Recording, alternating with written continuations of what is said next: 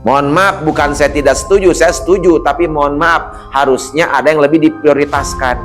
Mohon maaf, atlet dapat medali emas miliaran, sok bener tuh. Artis naon-naon dapat medali emas sekian miliar pemerintah. Emas nanti dapat perak sekian, perunggu sekian pemerintah. Ari guru ngaji menguruskan akhirat 100.000 sebulan, ampun, eta ge kudu aya laporan. Absen siswa, laporan RPP dan lain-lain. Anu pe akhirateun mikeun ka disepelekeun yang di dunia nu bakal jadi tanu kita ieu agung-agung. Sedih saya, Pak. Mohon maaf, di kota mah insya Allah lah ustadz kota mah terjamin. Coba Bapak lihat ustadz kamu. Mereka yang siang malam mengurus para santri, mengajarkan Quran, tafsir, hadis, ulumul hadis, mengajarkan takhrij hadis, mengajarkan ketauhidan kepada anak-anak yang luar biasa. Tak sepeser pun dibayar oleh pemerintah. Sugan beas merek gitu ka ustad kampung da eueuh.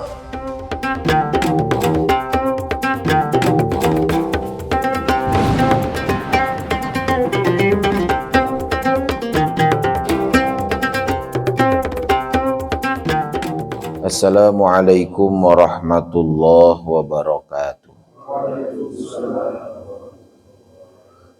Hamdan wa syukran lillah wassalatu wassalamu ala rasulillah la hawla wa la quwata illa billah amma ba'du.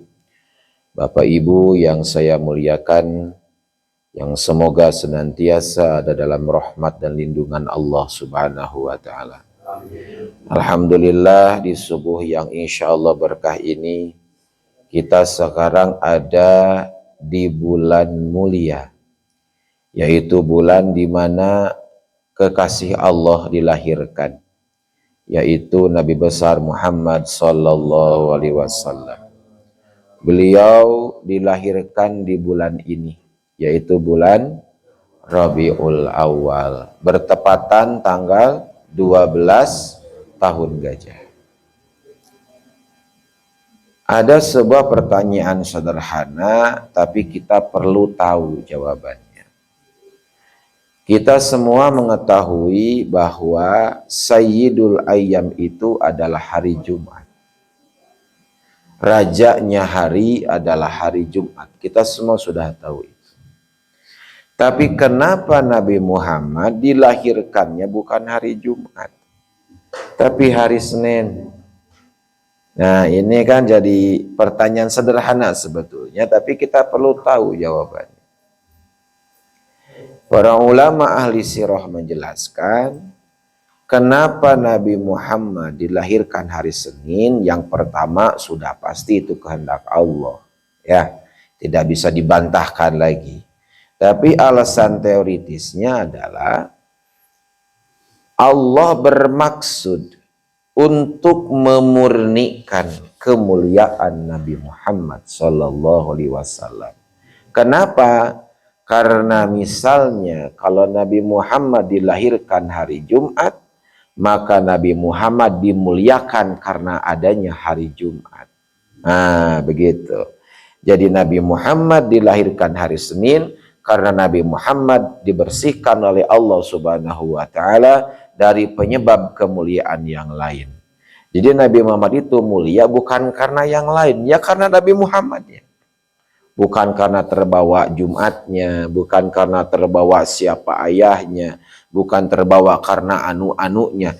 Tapi Nabi Muhammad dilahirkan oleh Allah karena murni membawa kemuliaan. Dikhawatirkan kalau Nabi Muhammad lahir hari Jumat, beliau mulia karena hari Jumatnya, bukan karena Nabi Muhammadnya. Nah, begitu.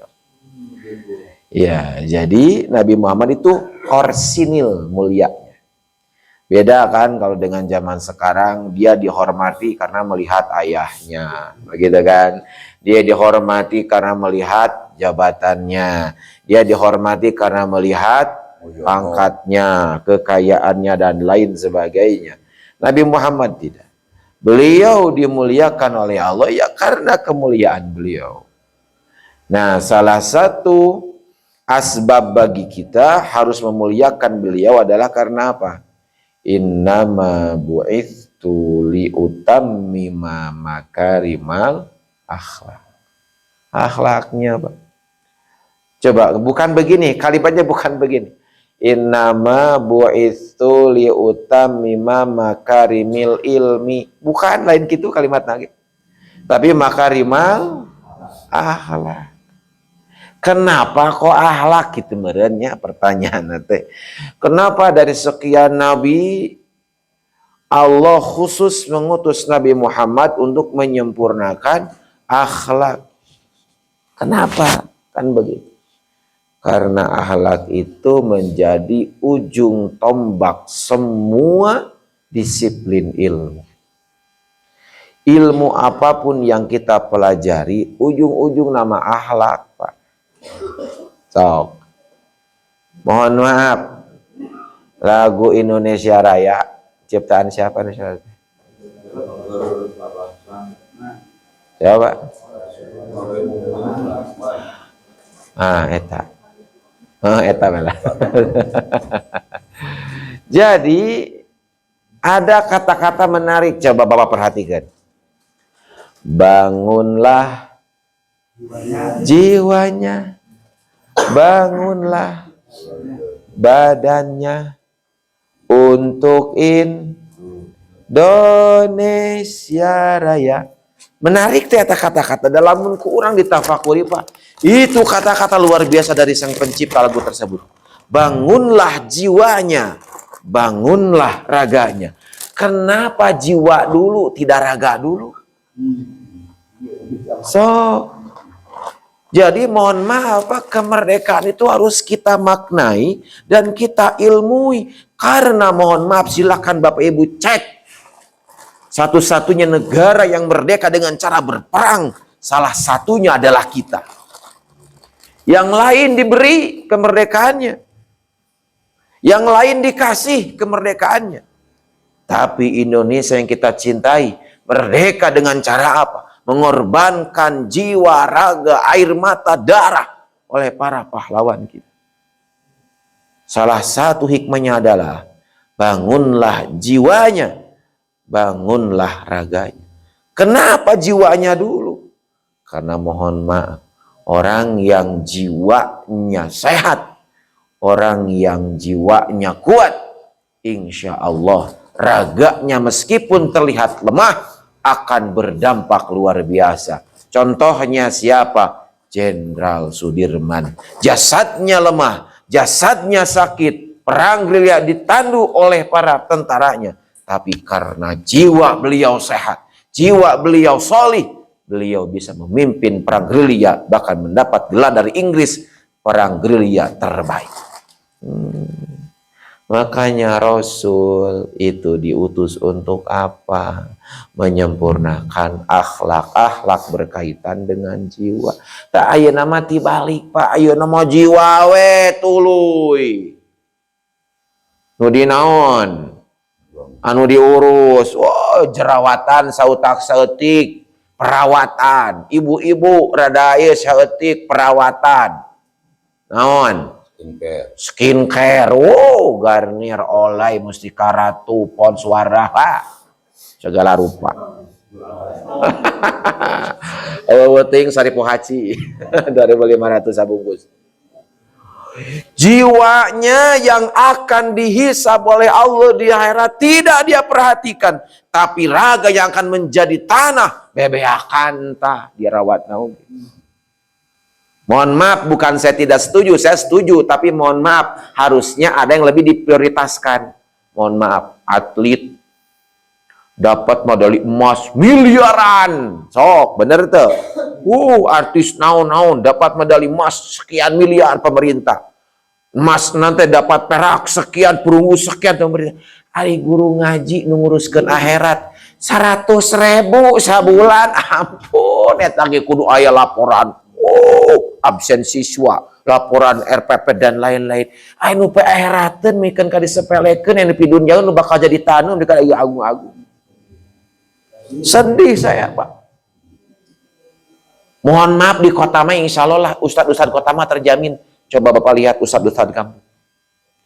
Mereka yang siang malam mengurus para santri, mengajarkan Quran, tafsir, hadis, ulumul hadis, mengajarkan takhrij hadis, mengajarkan ketauhidan kepada anak-anak yang luar biasa. Tak sepeser pun dibayar oleh pemerintah. Sugan beas merek gitu ka Ustad kampung.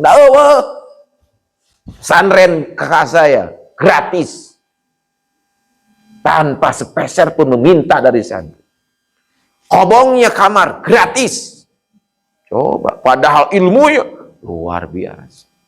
Fikih, usul fikih, tauhid, mantek, bayan, nau, sorob, semuanya diajarkan tanpa sepeser pun meminta bayaran dari santri. Coba. Mana pemerintah? Wah, are-are we. Mohon maaf, ini bukan maksud menjelekan. Hanya saja seharusnya pemerintah itu adil. Bukan berarti saya ingin dibayar, tidak. Alhamdulillah saya cukup dari pekerjaan saya sebagai guru. Tapi ini sebagai peringatan dan pengingat. Masih banyak di luaran sana para ustadz yang berjuang mati-matian membimbing umat. Yang mohon maaf nasibnya kurang begitu diperhatikan. Nah kita nih sebagai para agnia yang cukup hartanya. Coba kita perhatikan jiwanya. Mohon maaf, ada kadang Ustadz serba bingung Pak. Ustadz, mohon maaf. Saya, Allah takdirkan sebagai mubalik. Ketika ada yang mengundang saya, dari manapun itu, misalnya dari Garut misalkan, atau dari Tasik. Kemarin yang terakhir mengundang pesantren Cintawana. Untuk tanggal 28 September, acara pesantren.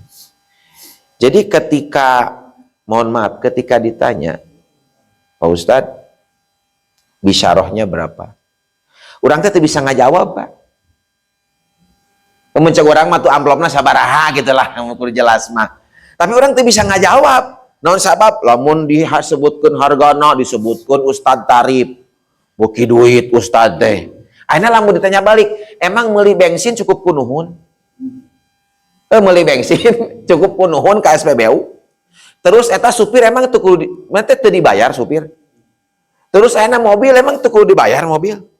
Sok gerak. Dilema apa jadi ustad mah? Ayeuna ngahargakeun disangka ustad dunia, oh beuki duit. Ayeuna teu dihargakeun panitia kadang teu ngarti. Mereng 100.000. Atuh bae aku bensin oge. Tapi mohon maaf nih. Dokter makan bebas. Periksa seutak-seutik 500.000 pengali dokternya. Ini resepnya 1 juta bebas. Padahal punten dokter ilmu Allah, ustad ge ilmu nanu Allah, naon bedana sok? Betul tuh ya, saya buka pemikiran kita. Kan dokter ilmu nati Allah, ustad ilmu nati Allah, sama-sama ilmu Allah sebetulnya nama. Betul tuh. Dokter bisa narip insinyur ngagambar bangunan sabaraha. Bisa narip, satu gambar bisa sekian juta, satu gambar bisa sekian belas juta, tergantung jenis bangunannya dan kerumitannya. Tapi ustad mah teu bisa Pak narip gitu. Tamat kurang kudu ngarti ka ustad. Bukankah sayanya maaf, tapi ustad luaran sana. Dah cukup 50.000 jang udut. Ka ustad mah kitu. Aduh ampun teh, kadang masuk sedih Pak. Ustad kampung, aduh masya Allah. Tapi disitulah kemuliaan mereka. Jadi kalau mau nanya tentang bab ikhlas jangan ke saya. Tanya kiai kampung. Tanya ustad kampung. Yang benar-benar mengorbankan semuanya untuk umat. Jangan ke saya lah. Dan saya belum ke situ. Jauh saya. Kalau mau belajar ilmu ikhlas tanyakanlah para ustad kampung, kiai kampung. Yang ikhlas berjalan siang malam mapai galengannya di lembur untuk ngajar para santri. Dalam rangka apa? Bangunlah jiwanya. Karena kalau umat muslim jiwanya kuat, insya Allah raganya sehat. Nah, begitu ya. Nah, role model terbaiknya siapa? Rasulullah Sallallahu Alaihi Wasallam. Rasul jiwanya sehat. Rasul badannya sehat. Jadi Rasul teli utamima makarima akhlak. Nah, perbanyak sholawat Pak ya. Perbanyak sholawat di bulan Rabiul Awal sebagai apa?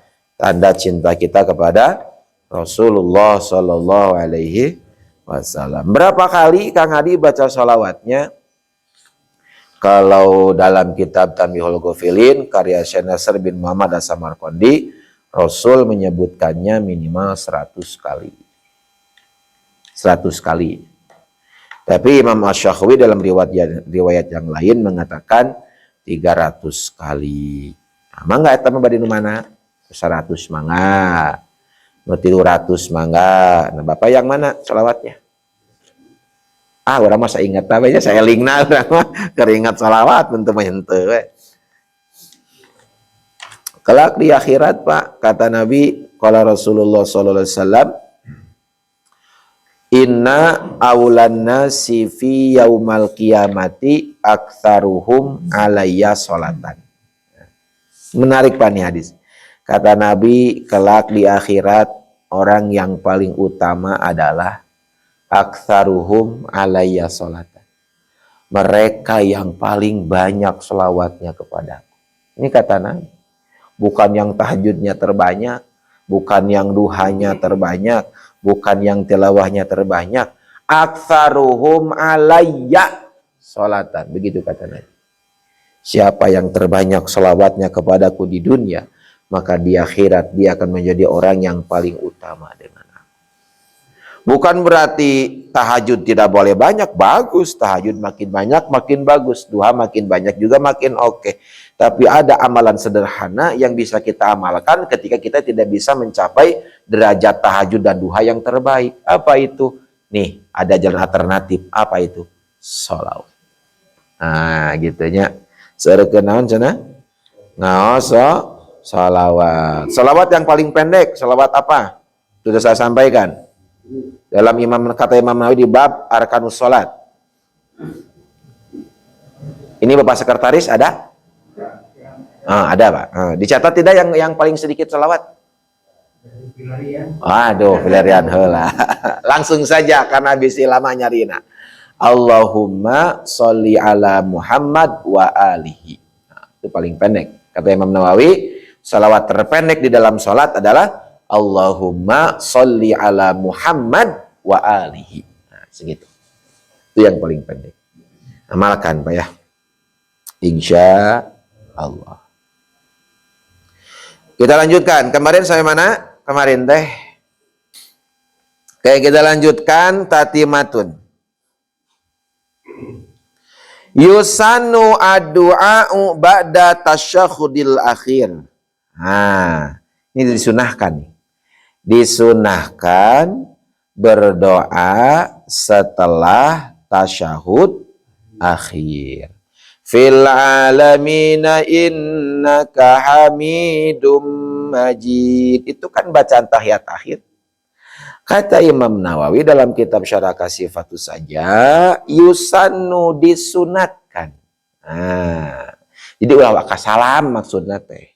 Jadi ya, fil alamina innaka hamidum majid. Tak ulah wakasalam urang teh. Disunahkan apa? Ad-du'a'u berdoa ba'da tasyahudil akhir setelah tasyahud akhir.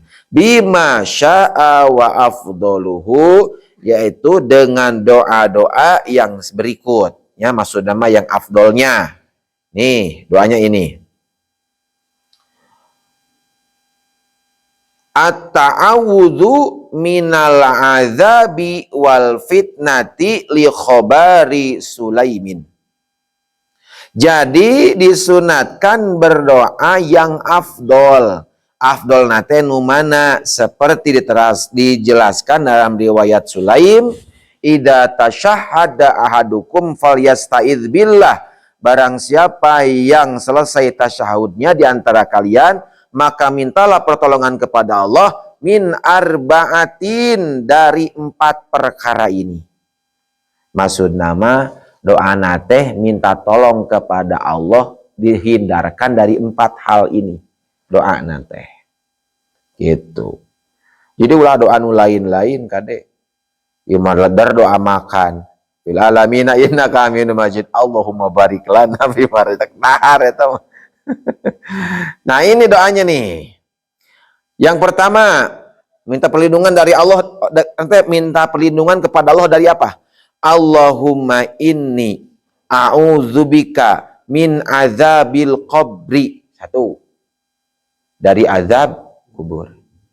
Di alam kubur, Pak, ada dua. Ada fitnah kubur, ada azab kubur. Beda itu teh. Jadi, di dalam kubur teh aya fitnah kubur, aya azab kubur. Fitnah kubur berupa pertanyaan malaikat, munkar dan nakir. Makanya ada talqin. Terus ada lagi azab kubur, yaitu siksaan bagi mereka yang tidak bisa menjawab. Jadi beda antara si fitnah dan azab kubur teh. Nah, kita mah minta ke Allah dari apa? Dari azab kubur. Kuning Pak, hari rame gerinya aya anu dikuburkan baru berapa beberapa jam geuning geus anjurnya badan teh. Aya deui anu utuh badan teh nya. Data asup akal aku mencek urang mah kuluna mah kan dikuburkeun teh nya hancur jasana minimal membusuk lah nya. Tapi geuning aya sebagian orang yang dimakamkan itu utuh geuning jasadna. Bahkan ada yang wangi Pak Haji geuning. Banyak di YouTube galanya banyak yang diberitakan. Ada geuning daerah Tangerang, guru ngaji 32 tahun dimakamkan diangkat jasadnya masih utuh. Data asup akal atuh cek akal mah da eta mah ku iman.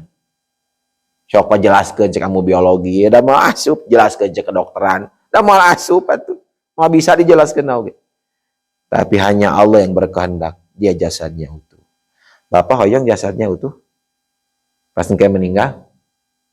Hoyong teh, Pak? Ini ada repeh itu. Serius ieu mah abi mananya serius. Da aya kita cek Nabi golongan orang-orang yang jasadnya akan dijaga oleh Allah sampai hari kiamat. Ada eta teh hadisna. Bapak mau jasadnya utuh dijaga ku Allah sampai hari kiamat? Ingin, Pak Haji? Mau? Ibu mau? Ibu mau? Ari Fir'aun mah karena diazab ku Allah eta mah diawetkan itu bukan berarti Bapak jadi Fir'aun ya dibalas lain maksudna teh. Jadi karena amal solihnya dia utuh jasadnya. Yang pertama Nabi dan Rasul geus pasti itu, Nabi dan Rasul. Para syuhada seperti Sayyidina Hamzah kan utuhnya. Sampai sekarang 14 abad jasadnya masih utuh. Waktu banjir Madinah, luar biasa. Ada lagi teh jaminan orang yang jasadnya akan Allah jaga sampai kiamat.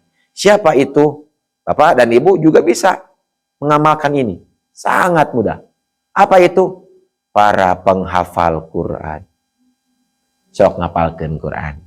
Insya Allah, ayeuna ingat isuk poho. Isuk ingat nu ayeuna poho. Udah kayak gitu. Itulah hadiah bagi para penghafal Quran oleh Allah dikekalkan jasadnya sampai hari kiamat. Makanya guru ngaji Pak rata-rata jasadnya teh kekal. Kenapa yang diajarkan Quran, yang dia sampaikan Quran, yang dia amalkan Quran, itu para guru ngaji, apalagi guru ngaji yang ikhlas-ikhlas itu para ulama-ulama kampung. Allah kekalkan jasadnya. Sehingga belatung-belatung itu malu ingin memakan jasadnya. Kenapa? Karena jasad ini adalah jasad kekasih Allah. Moal waraniun. Ibu sok ngarapalkeun Qur'annya, ngapalkeun Qur'an. Kang Adi atuh da riweuh ngapalkeun Quran mah 30 juz 114 surat lieur ngapalkeun lagi. Atuh apalkeun we urang bisa. Anas bisa kan? Al-Falaq teh penghafal Quran cuman surat Anas gitu. Sebagian ge lumayan pada henteu mah. Gitu. Jadi kita minta pertolongan kepada Allah dari apa? Dari azab kubur. Azab kubur itu luar biasa, Pak. Salah satu makhluk Allah yang diutus di dalam kubur adalah Sujaul Aqra namanya. Jadi salah satu makhluk Allah yang ditugaskan menyiksa ahli kubur yang maksiat adalah Sujaul Aqra. Siapa beliau? Beliau adalah makhluk Allah yang berupa ular besar yang Allah utus untuk menyiksa mereka-mereka yang berdosa di alam kubur.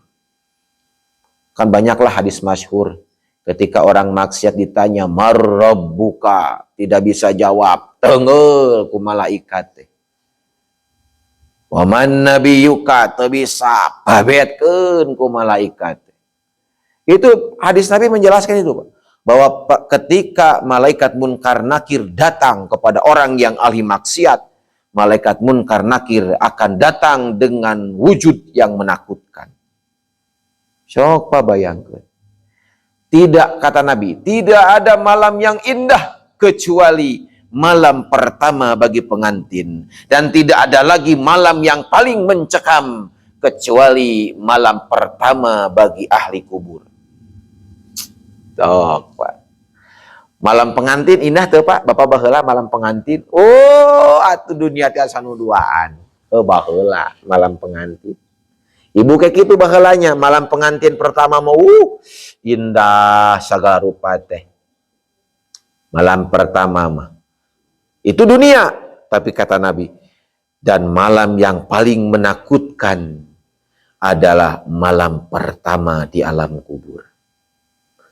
Ketika keluarga pergi meninggalkan liang lahat, ketika saudara mulai beranjak dari pekuburan, tinggal kita sendiri terpendam di dalam tanah, mempertanggungjawabkan apa yang kita lakukan dulu ketika di dunia. Sorangan di alam kubur. Poek, nya sorangan, nya sempit, nya di kubur. Siapa lagi yang akan menemani kita kecuali amal soleh. Bapak yakin tuh karena hal eta? Nah itu nih sigan sieun gitu. Yakin tuh ya teh? Yakin tuh? Pasti mengalami? Pasti kapan? Besok? Atau mah awat isukan? Awas Pak. Semua pasti akan mengalami dan kita tidak tahu kita giliran absen keberapa. Pada hakikatnya kita semua sedang menunggu antrian. Dunia yang kita mati-matian membelanya akan kita tinggalkan semuanya dan kita akan dipendam sendirian di dalam kubur. Mobil nu baheula urang bebeakan hayang boga Pajero Fortuner ditinggalkeun kabeh oge. Imah gedong agreng 1000 kamar sugan imahna da bakat ku gede eta ieu mah ditinggalkeun. Pamajikan geulis anu teh perawatan tiap hari wah sekian keran ditinggalkeun dikawin ku batur. Emas bayan duit ditinggalkeun kabeh oge nu dibawa. Meskipun manehna juragan kain asal Cigondewa, wah boga pabrik kain kahatek, geus maot mah anger kain kapan murah cuman 3 lapis.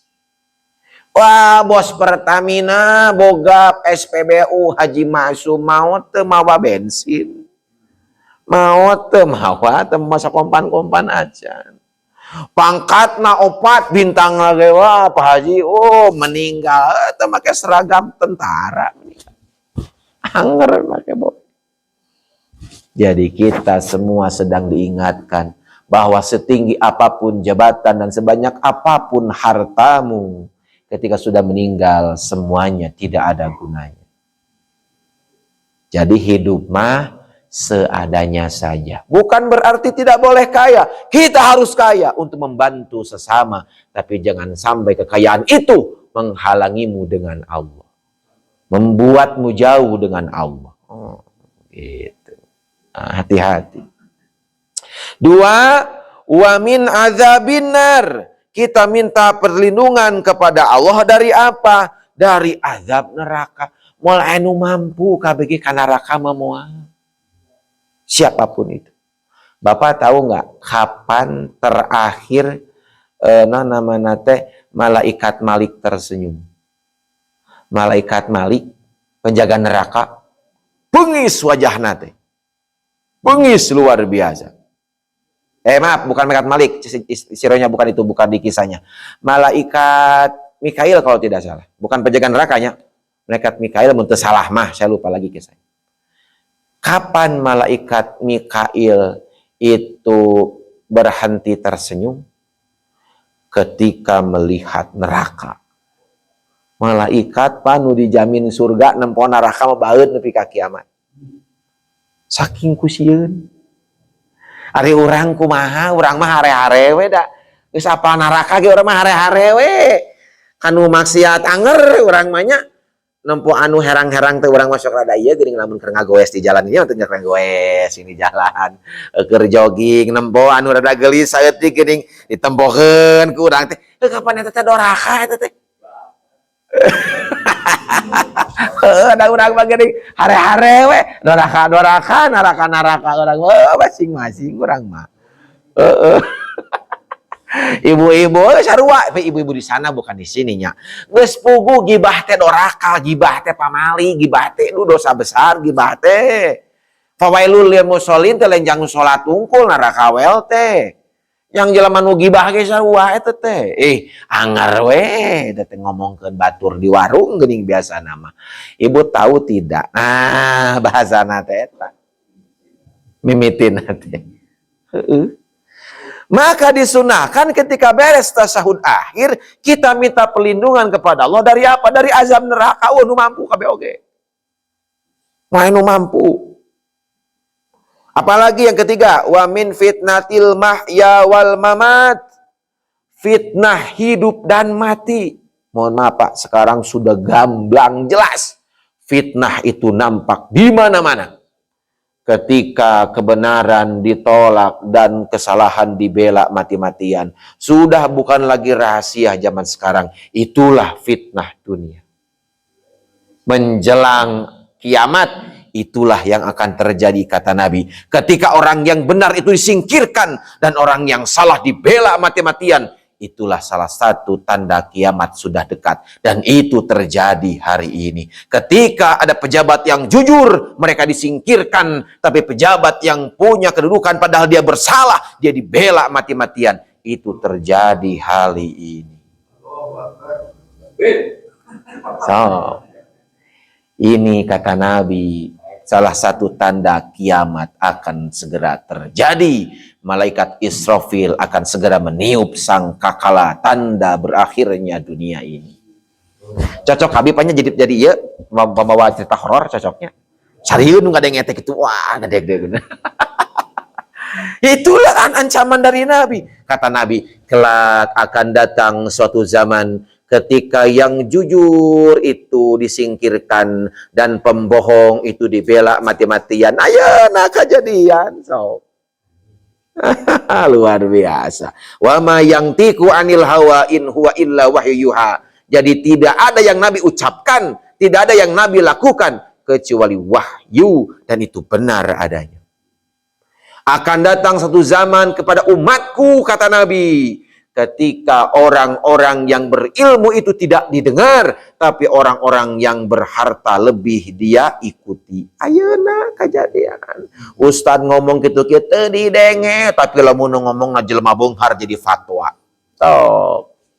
Kejadian teh ayeuna, kejadian.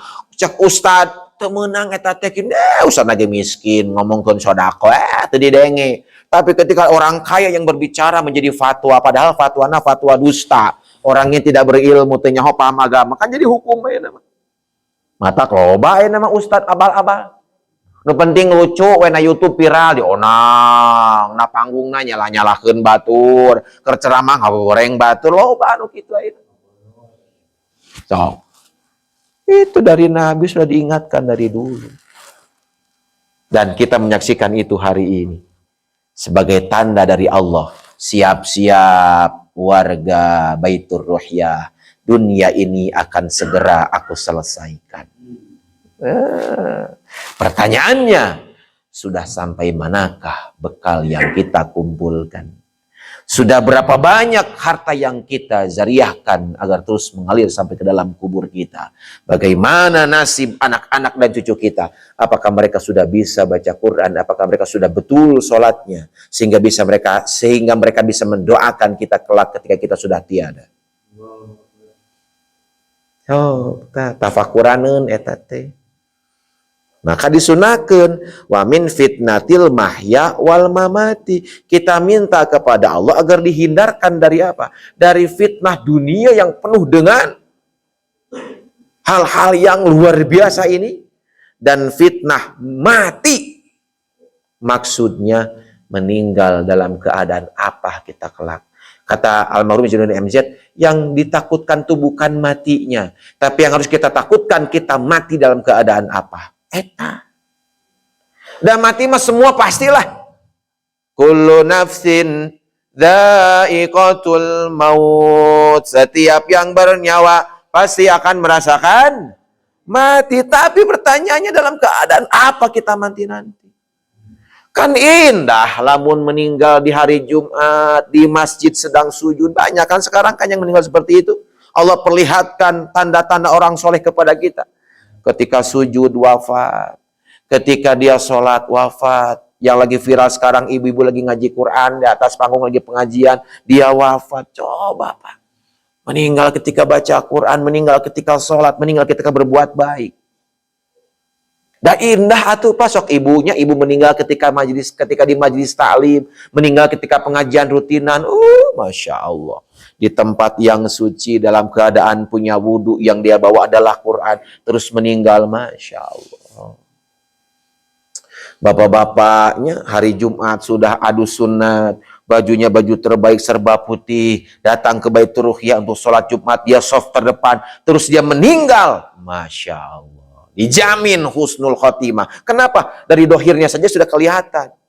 Punya wudhu, bajunya suci, di tempat suci, di hari mulia hari Jumat. Masya Allah. Bapak ingin meninggal hari Jumat? Ayong, semuanya meninggal hari Jumat, ayong? Nah, siap-siap. Sekarang kan hari Sabtu. Sabtu, Minggu, Senin, Selasa, Rabu, Kamis, Jumat. 6 hari lagi. 6 hari lagi, siap. 6 hari lagi, ya, siap. Pas 6 hari engke, gitu namanya kalian ayun. Jumat engke maksudnya. Masya Allah. Begitu. Jadi semua udah ada doanya dari Rasul. Ya, kalau kau pengen selamat, doa amalkan ya. Jadi minta ke Allah, Allahumma inni a'udzubika min adzabil qabri wa min adzabin nar wa min fitnatil mahya wal mamat. Itu dari Rasul tuh. Minta dihindarkan dari itu semua. 3. Yang terakhir, wa min fitnatil masihid dajjal. Jadi kita minta perlindungan kepada Allah dari apa? Dari fitnah dajjal. Di sini menarik, Pak. Imam Nawawi di sini menjelaskan dajjal itu adalah al-masih dajjal, yaitu yang menceksuna makanya disunahkeun lah ya. Hese Indonesia nak itu sedang mencari kata-kata yang simpel. Tapi cek sunana mah kieu. Wa min fitnati jeung tina fitnahna al-masihi jalma anu ngambah ad-dajjali anu loba pisan bohongna. Jadi kata Imam Nawawi mah dajjal itu adalah orang yang banyak dustanya. Penipu. Kan dajjal teh digambarkeun orang yang matanya satu, di sininya tertulis kafir. Itu kan yang digambarkan oleh Nabi. Ternyata itu teh maksudnya adalah bahasa kinayah. Eta teh perumpamaan. Karena di sini Imam Nawawi menjelaskan dajjal itu maknanya adalah orang yang menyebarkan kebohongan, orang yang berdusta, orang nu ngawadul gaweana teh. Eta teh dajjal. Dan itu nampak hari ini. Dajjal di mana? Janji kaditu kadieu geus jadi. Poho kana janjina. Siapa itu? Pejabat negara Konoha. Negara Konoha, awas tong suudon ke Indonesia. Konoha ieu mah. Di negara Konoha, di Naruto, geuning Naruto taneta. Tong suudon kan Indonesia teh loba pejabat soleh di urang. Jadi dajjal itu adalah orang yang banyak bohongnya. Itu kata Imam Nawawi mah makna dajjal. Dan itu sekarang sudah nampak di mana-mana. Hese aya mah dengan jelema jujur teh hese. Baheula mah leungit duit di jalan, eta kudu manggihan duit ditatanyakeun ieu duit saha. Ayeuna urang manggihan duit di jalan, alhamdulillah aya jang udud dia. Hah, Ampun, di zaman ayeuna. Tapi bukan di sini, ini mau di sana jamaah di sana, bukan di sini. Masya Allah. Jadi luar biasa. Ini amalan dari Nabi yang seyogianya kita amalkan. Tapi ini sunnah. Karena kalimatnya yusannu, disunatkan. Jadi tidak pun tidak apa-apa. Hanya saja kalau kita ingin pahala lebih, maka silakan amalkan. Allahumma inni a'udzubika min adzabil qabri wa min adzabin nar wa min fitnatil mahya wal mamati wa min fitnatil masihid dajjal. Itu yang pertama. Satu lagi ya, sedikit lagi. Wa yusanu, dan disunatkan ayat lisa ba'da sholati, setelah kita sholat yaitu duduk. Assalamualaikum warahmatullah. Assalamualaikum warahmatullah. Nah, setelah salam disunatkan ayajlisa ba'da sholati liyatiya bizikri. Disunatkan zikir heula. Ulah assalamualaikum jaga jelang geuning rus we ka mana atuh? Kan aya geuning jelema teh assalamualaikum langsung init geuning. Awas, disunatkan duduk setelah sholat liyatiya bizikri, untuk menghadirkan zikir. Wa du'ai, dan doa al-waridaini ba'da sholat, dan wirid-wirid yang Nabi contohkan. Itu sok wiridan heula sakedeung. Subhanallah 33 kali, alhamdulillah 33, Allahu Akbar 33, la ilaha illallah 33, itu sunat semuanya. Sok amalkeun irahadi urang dikir sok. Iwati sabere salat. Nanti ada Pak, hal-hal masih di kitab ini. Hal-hal yang menyebabkan orang itu fakir. Ada di antaranya. Banyak di antaranya penyebab kefakiran orang itu adalah ketika dia selesai sholat, dia lupa mendoakan orang tuanya, dan dia lupa zikir kepada Allah. Assalamualaikum langsung init, zikir heula. Dan orang seperti itu akan Allah wariskan kefakiran ke dalam diri. Hati-hati, nanti kita bahas bab itu khusus. Ada di sini di kitab fikih. Jadi apa saja yang menyebabkan amalan-amalan yang ketika ditinggalkan dalam sholat atau di luar sholat yang menyebabkan kefakiran seseorang. Fakir di sini bukan berarti harus harta, Pak. Fakir kesehatan, fakir ilmu, fakir sahabat, fakir dari orang soleh, bisa jadi. Begitu ya. Nah, itu untuk pembahasan kita di subuh ini. Jadi disunahkan setelah tasyahud akhir kita membaca doa ini. Allahumma inni a'udzubika min azabil qabri wa min azabin nar wa min fitnatil mahya wal mamati wa min fitnatil masihid dajjal. Yang pertama. Yang kedua, setelah kita salam disunatkan kita duduk setelah sholat dan menghadirkan zikir di dalam sholat, di dalam duduk kita untuk ingat Allah Subhanahu wa ta'ala.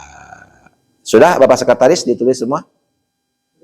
Alhamdulillah. Tinggal tanyakan saja atau lihat di YouTube, boleh. Gimana Pak sih? Yang tadi diucapkan. Ya, diucapkan. Nah, kan di Ustaz Abu Sulaim pernah menjelaskan, setelah kita sholat, maksudnya tadi tasyahud akhir baca doa ini bilugotil arabiyah, dengan menggunakan bahasa Arab. Di luar doa ini boleh tidak? Boleh. Di luar doa ini seperti Rabbana atina fid dunya hasanah. Yang penting doanya menggunakan bahasa Arab. Jadi bukan doa kita, bukan doa dengan bahasa kita. Awas, hati-hati. Karena kita masih dalam rangkaian sholat. Tidak boleh menggunakan bahasa sendiri. Kalau tidak hafal, bagaimana kalau di hati? Silahkan, tidak apa-apa di hati. Ku bahasa sendiri tapi di hati.